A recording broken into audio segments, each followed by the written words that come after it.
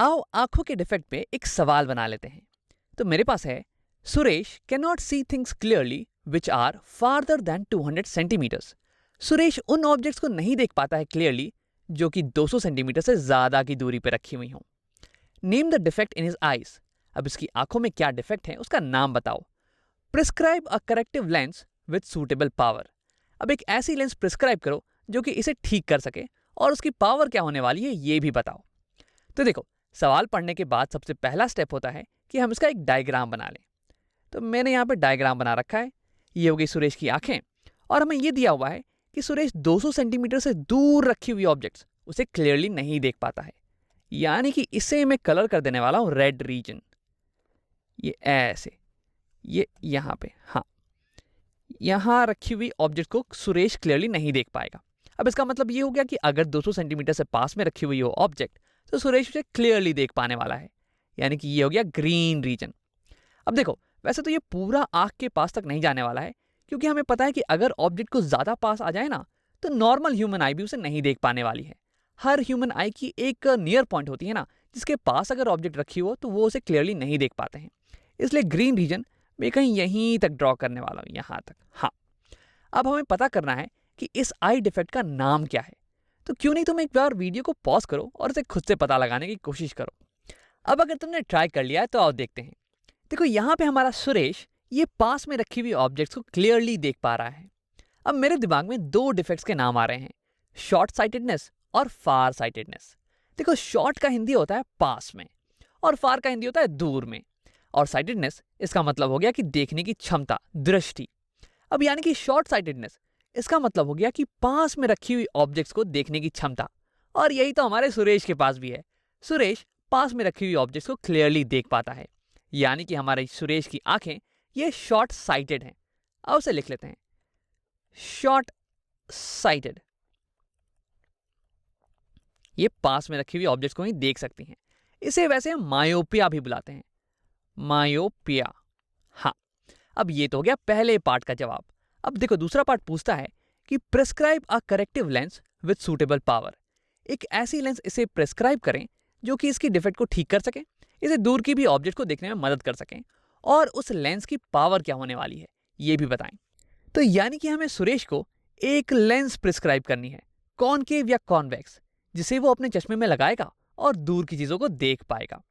अब देखो, अगर तुम्हें याद नहीं आ रहा हो कि मायोपिया के केस में कौन सी लेंस का इस्तेमाल करते हैं, कॉनकेव या कॉन्वेक्स, तो घबराने की कोई बात नहीं है। हम सबसे पहले पावर कैलकुलेट करते हैं इस लेंस की कि क्या होनी चाहिए। अब मुझे पता है कि दोनों लेंस की, कॉनकेव और कॉन्वेक्स, इन दोनों की साइन अलग अलग आती है, एक की माइनस एक की प्लस। तो यानी कि पावर की साइन देख के मैं ये बता पाऊंगा कि किस लेंस का इस्तेमाल करना चाहिए यहाँ पे।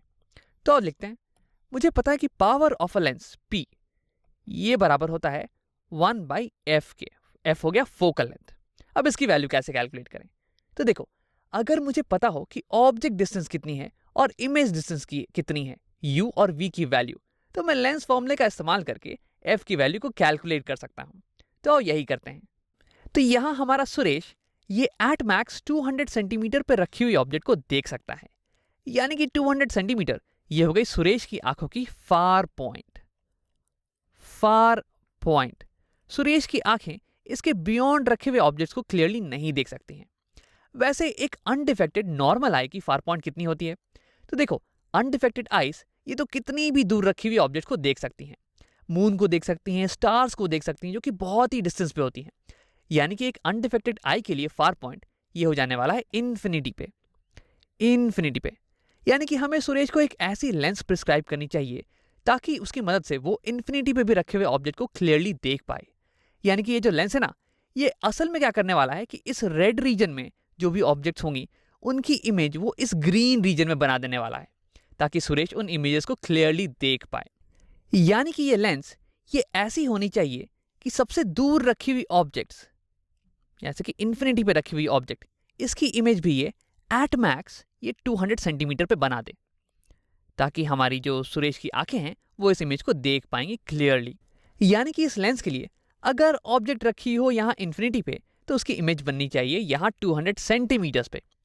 यानी कि मैं लिख सकता हूँ ऑब्जेक्ट डिस्टेंस ये अगर हो गई इन्फिनिटी तो इमेज डिस्टेंस v ये होनी चाहिए 200 सेंटीमीटर्स पे।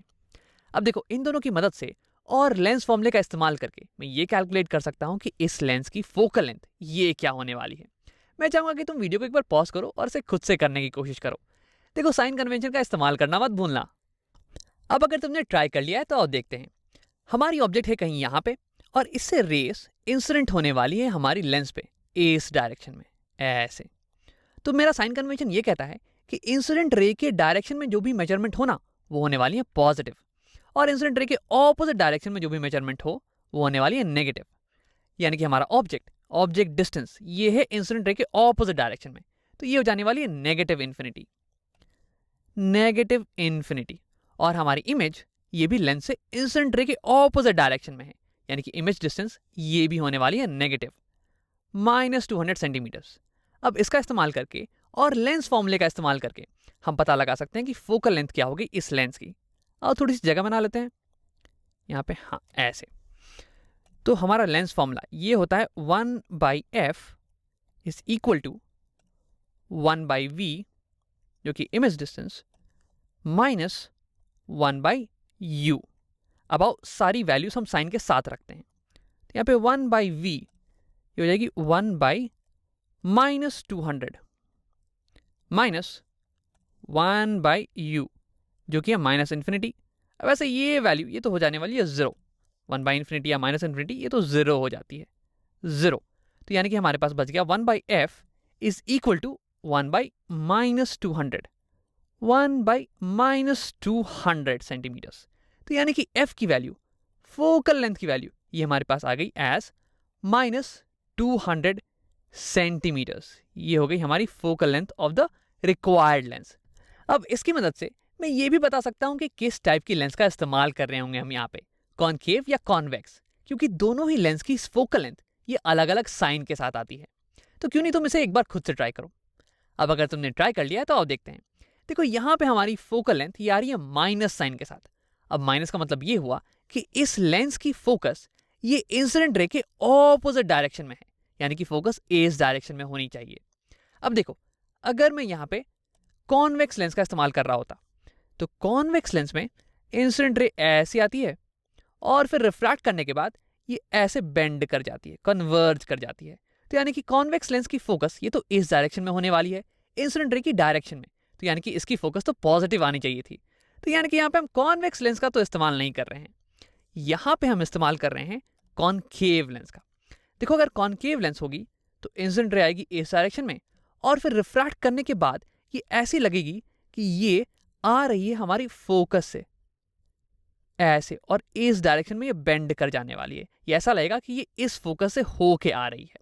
तो यानी कि इसकी फोकस ये हो जाने वाली है इंसिडेंट रे के ऑपोजिट डायरेक्शन में, नेगेटिव डायरेक्शन में। यानी कि सुरेश को हम प्रिस्क्राइब करने वाले हैं एक कॉनकेव लेंस जिसकी फोकल लेंथ होने वाली है -200 सेंटीमीटर्स के बराबर। लेकिन सवाल में तो हमसे पूछा था कि लेंस का पावर बताओ, तो उसकी पावर भी कैलकुलेट कर लेते हैं। पावर होती है 1/, फोकल लेंथ, जहां पे फोकल लेंथ इसकी वैल्यू हम डालते हैं SI यूनिट्स में। देखो यहाँ पे फोकल लेंथ की वैल्यू आई है सेंटीमीटर्स में, इसे हमें मीटर्स में कन्वर्ट करना पड़ेगा। तो ये हो जाने वाली है -2 मीटर्स के बराबर। तो यानी कि पावर ये इसे मैं लिख सकता हूँ यहाँ पे power is equal to 1/f, यानी कि 1/-2 मीटर्स, और ये बराबर हो जाएगा -1/2 हो जाएगा 0.5, और इसकी यूनिट्स हो जाने वाली है मीटर इनवर्स या फिर डायोप्टर्स, डी से रिप्रेजेंट करते हैं इसे। तो ये हो जाने वाली है हमारी power of the prescribed lens. अब तुम ये सोच रहे होगे कि ये तो तब की बात थी जब ऑब्जेक्ट इन्फिनिटी पे हो, जब ऑब्जेक्ट पास आने लगेगा तो फिर इसकी इमेज कहाँ पे बन रही होगी। तो देखो अगर तुम एक कॉनकेव लेंस की डायग्राम को देखो, रे डायग्राम को, तो ऑब्जेक्ट कहीं पे भी हो इसकी जो इमेज है ना ये हमेशा फोकस के अंदर ही बनती है।